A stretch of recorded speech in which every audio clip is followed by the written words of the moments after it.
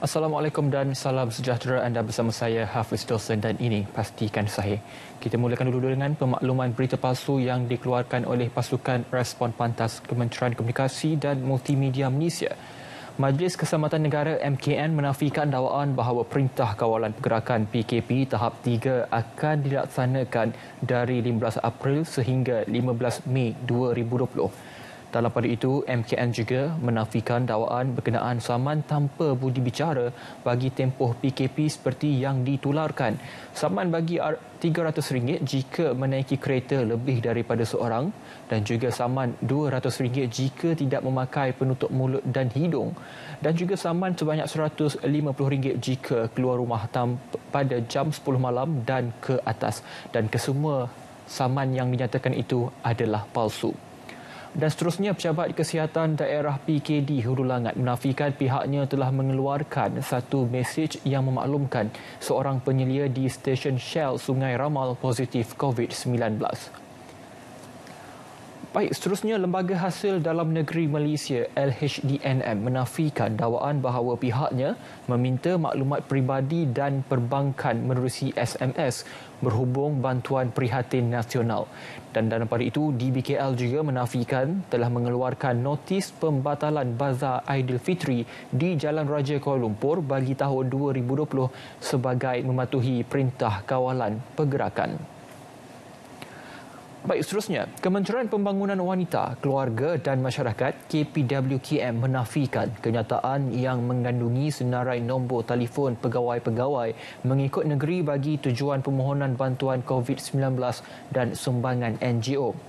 Dan seterusnya, Jabatan Mufti Negeri Sembilan menafikan dakwaan mengenai tulisan Abi Ali Az-Zabiri tahun 565 Hijrah dalam kitab bernama Azad Ilmu Duhur yang meramal kemunculan wabak COVID-19 pada ketika ini. Baik, seterusnya, anda diminta untuk berwaspada dengan laman sesawang yang menawarkan langganan Netflix secara percuma selama 2 bulan dalam tempoh kuarantin COVID-19.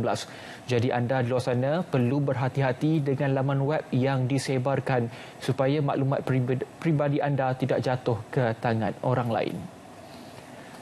Baik, seterusnya, Lembaga Hasil Dalam Negeri LHDNM memberi peringatan keras kepada orang ramai dalam memastikan khidmat pesanan ringkas SMS yang diterima hanyalah dari nombor 62000 atau 63833 sahaja. LHDNM dalam pada itu tidak akan meminta maklumat peribadi dan perbankan menerusi SMS. Baik, seterusnya, anda perlu berwaspada juga dengan penjualan dalam talian berkenaan dengan topeng penutup hidung dan mulut serta hand sanitizer atau cecair pembasmi kuman. Menurut Kementerian Perdagangan Dalam Negeri dan Hal Ehwal Pengguna KPDNHCP, anda diminta untuk berhati-hati dengan penjualan dalam talian berkenaan dengan dua produk berkenaan. Anda perlu menyimak terlebih dahulu menggunakan cek skamer CCID dan anda boleh melayari portal SSM BizTrust. Pasukan online seller juga mematuhi 8 perkara yang wajib dipatuhi oleh peniaga dalam talian. Baik, seterusnya, menurut Majlis Keselamatan Negara, mesej yang telah ditularkan berkenaan dengan saman berjumlah RM300, RM200 dan juga RM150 bagi pelaksanaan PKP Fasa 2 bermula 1 April 2020. Sekiranya anda menerima mesej berkenaan, anda boleh abaikan dan juga tidak memanjangkan mesej tidak benar berkenaan.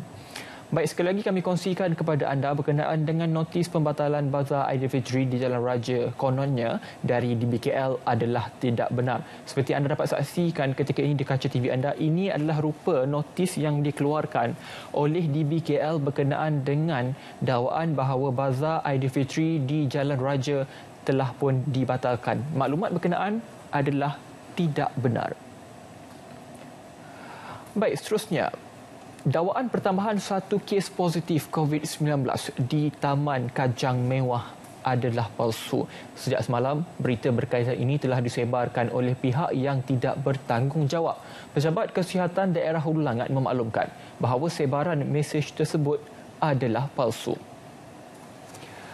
Baik, kenyataan Migrant Care, Perhimpunan Indonesia untuk Buruh Migran Berdaulat yang mendakwa kononnya kerajaan Malaysia mengusir rakyat Indonesia secara besar-besaran sepanjang tempoh Perintah Kawalan Pergerakan PKP adalah tidak benar dan tidak bertanggungjawab. Kenyataan ini bukan sahaja disangkal oleh Malaysia, malah turut dinafikan pihak berkepentingan Indonesia sendiri. Misalnya, Menteri Luar Indonesia Ibu Retno Marsudi sebelum ini menyatakan memang akan ada sekumpulan rakyat Indonesia pulang, tetapi beliau tidak menyebut kerana pengusiran. Dan seterusnya, jurucakap Kementerian Luar Indonesia Teuku Fauzi Isyah menegaskan rakyat Indonesia pulang bukan kerana diusir, sebaliknya dihantar pulang kerana masuk ke Malaysia tanpa izin sebelum krisis COVID-19. Dan dalam pada itu, Kedutaan Besar Indonesia di Kuala Lumpur turut menafikan berlakunya pengusiran. Koordinator Fungsi Posubut Konsulat Jeneral Republik Indonesia di Johor Bahru, Anang Fauzi Firdaus, turut mengakui rakyat Indonesia pulang atas beberapa sebab, iaitu tamat tempoh kebenaran menetap dan tiada kerja sepanjang tempoh PKP di Malaysia. Baik, seterusnya, Majlis Keselamatan Negara MKN menafikan ada mengeluarkan kenyataan mengenai Perintah Kawalan Pergerakan Tahap 3 PKP Tahap 3. Berita palsu yang tular berkenaan telah mengakibatkan keresahan awam dan suasana tidak senang dalam kalangan masyarakat. MKN mengingatkan penyebar berita palsu dan berita tidak ditentusahkan akan dikenakan tindakan sewajarnya menurut perundangan yang ada. Baik, seterusnya, maklumat permohonan internet percuma yang diumumkan kerajaan sepanjang tempoh PKP. Merujuk kepada kenyataan media MCMC yang bertarikh 29 Mac lalu, iaitu pakej rangsangan ekonomi rakyat prihatin, tiada golongan yang akan tercicir. Beberapa inisiatif ditawarkan dengan kerjasama syarikat-syarikat telekomunikasi tertentu bernilai RM1 bilion meliputi usaha-usaha menambah baik, rangkaian telekomunikasi dan pakej khas. Antara pakej khas yang ditawarkan ialah internet percuma dengan nilai RM600 juta bermula 1 April 2020 sehingga tempoh pelaksanaan Perintah Kawalan Pergerakan PKP tamat. Internet percuma sebanyak 1 GB setiap hari bermula jam 8 pagi sehingga 6 petang bermula 1 April sehingga tamat tempoh PKP. Baik, seterusnya, kenyataan palsu berhubung bantuan khas COVID-19. Segala urusan berhubung bantuan wabak berkenaan dan sumbangan NGO boleh hubungi Bilik Gerakan JKM atau talian kasih di talian 15999. Baik, kita berehat dulu seketika, kembali selepas ini.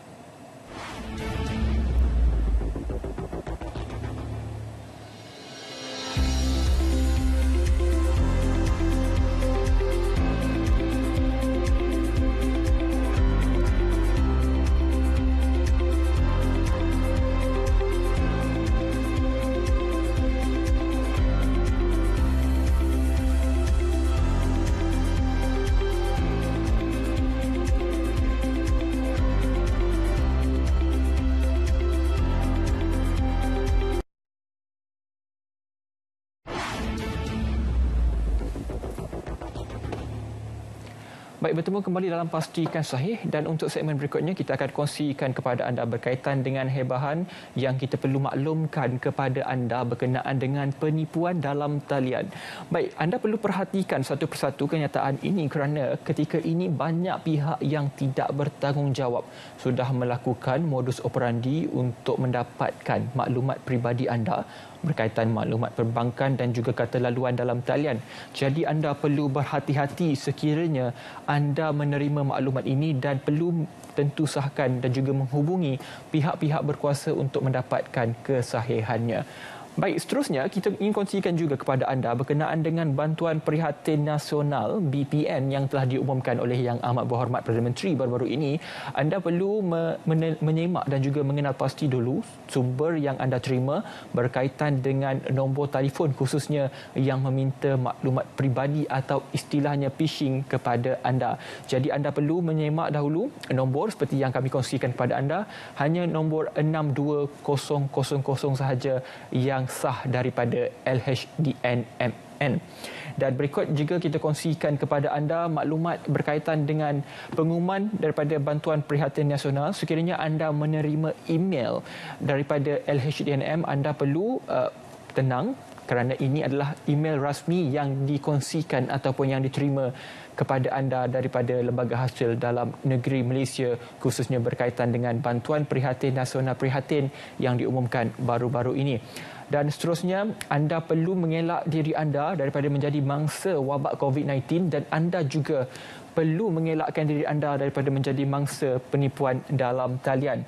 Kerana ketika ini, kalau kita melihat kepada perkongsian kita sebelum ini adalah berkaitan dengan penjualan hand sanitizer ataupun cecair pembasmi kuman serta penjual tutup mulut dan hidung secara yang dikitar semula. Jadi anda perlu berhati-hati sekiranya anda menerima mesej ataupun pihak yang mendakwa mereka menjual produk-produk berkenaan.